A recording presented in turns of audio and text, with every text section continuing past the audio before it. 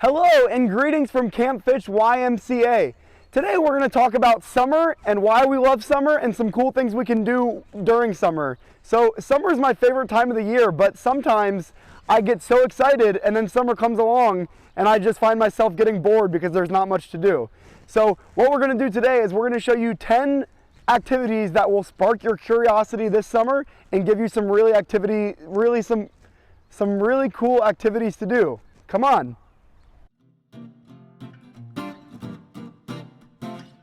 So if you're bored and stuck at home and you really like to do DIY crafts or just use your left side of your brain to get creative, you can go and raid your recycling bin. Yes, that is right, your recycling bin, and make some cool recycling bin crafts. So this right here, this is a desk organizer that was made out of a bunch of plastic water bottles and a big jug, and then they were all just like glued together and painted to make this really cute little desktop organizer. So you can do something like this with cardboard boxes or any other random recycling objects that you can find in your home.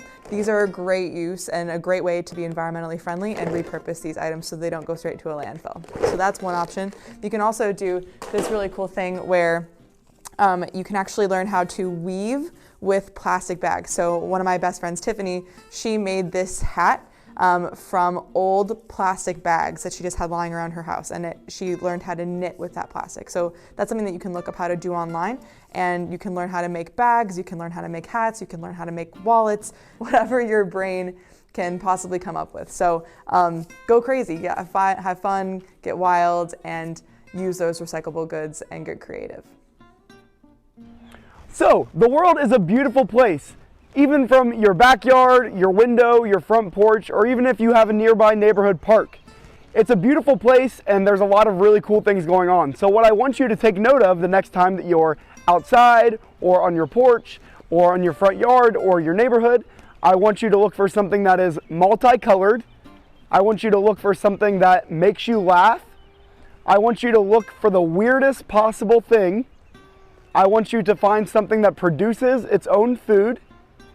And I want you to find 3 things that are man-made. Okay, so I want you to go out, find those things, and bring a notepad and a pencil with you, and keep track of all of the really cool and awesome things you find. And then you can go home and share it with your family, your parents, your friends, things like that. If there's anything that you want to add to this list, feel free and add it and make it your own. Another really cool recycling project that you can do at home is build your own biodome. So a biodome is essentially a smaller version of what our entire biosphere is. A biodome is a mini ecosystem. So you can create one from the comfort of your home. All you need to get is a small container with a lid. So this isn't quite a biodome because, as you can see, my plant has grown out of my jar. But if this plant was closed inside, it would be considered a biodome. And all you need is water, some gravel, and some soil. You put in a layer of rock, you add a layer of soil, you put in whatever plants that you can find into it, or seeds if you have them, pinto bean seeds or lentil beans. Those work really, really well if you have them at home. You can plant them inside of the jar, add a little bit of water, and then seal her on up, and then watch your plant change and grow over time. It's basically like a mini planet Earth inside of a jar. So definitely a really cool thing to do at home. Another amazing activity that you can do at home that requires very little materials is make an at-home fishing pole. All you're gonna need for this is some long, thin string. You can use yarn or twine, or just any old string you have laying around the house. And then you need a stick that's about a little longer than your arm length. So you just need a stick that's sturdy enough, so a little thicker than a twig, so it should be thicker than your finger and about the length of your arm. Then all you're gonna do is you're gonna take your string and tie it onto the fishing pole. All right, once you have your knot on your stick, and you want that a little close to the end, but not hanging off the end, just like that. And then on the other end of your string, you can even tie some bait on. So if you want to dig up some worms, or if you want to use some stale bread or some old hot dogs, anything like that, and you can just do a loop and tie it on the end.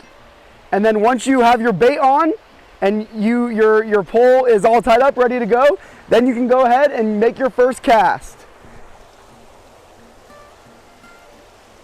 So if you're stuck at home and kind of bored, why not try making a few paper airplanes? The two basic rules I like to follow is making it symmetrical and making it simple, okay? You kind of just want to make sure it all lines up and it's even on both sides. Using your creativity, try making a plane to the best of your ability and maybe testing and see how far it goes. Maybe test it against someone else's airplane to see how far theirs goes. Something you can do at home is skip some rocks. Make sure there's no one around you and you're looking for rocks that have a flat side to them. The more pancake-like a rock, the better.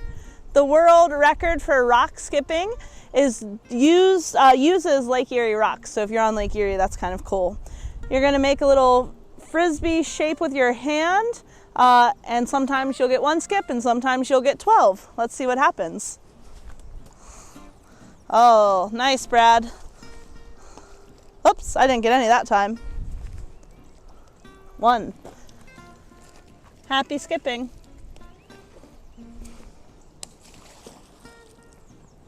So if you have some free time to just chill out in your backyard, or if you're going to the park, or if you're just on your front porch or something like that, or even if you just have the opportunity to grab a couple of leaves while you're outside headed home, another really cool thing to do is to make your own nature art. And it's really simple. Basically, you just find whatever you can in nature. For this one, I'm gonna be picking some dandelions. 10 dandelions that I can find. This is actually really great because you can help your parents out by weeding the grass.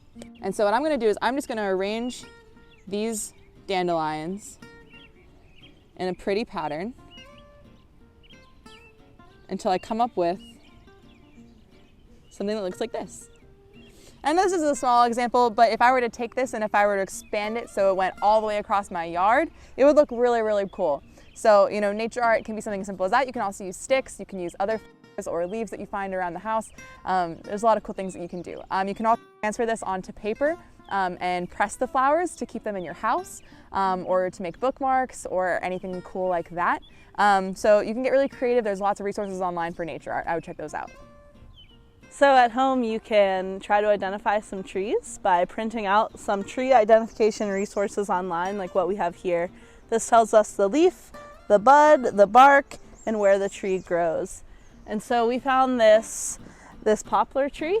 You can see how straight it is, and we matched the leaves up high with the leaves in the picture. This is a pretty identifiable tree that you will be able to find at home. So happy tree hunting. Here we have a birch tree. It has this papery, flaky bark. This is a yellow birch. Compared to a white birch, this has a little bit more of a yellow hue to it. When I was a kid, I used to peel off this bark and write notes to my brothers and friends on it. So that's something fun you could do if you wanted to. Flip over some rocks and logs, and this is something you can do anywhere. Let's see what we can find.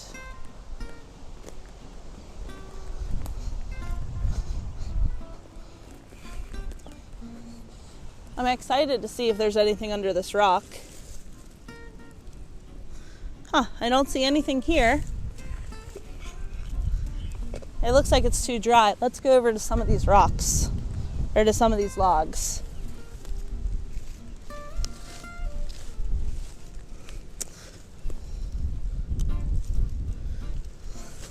Oh, cool. I found an earthworm.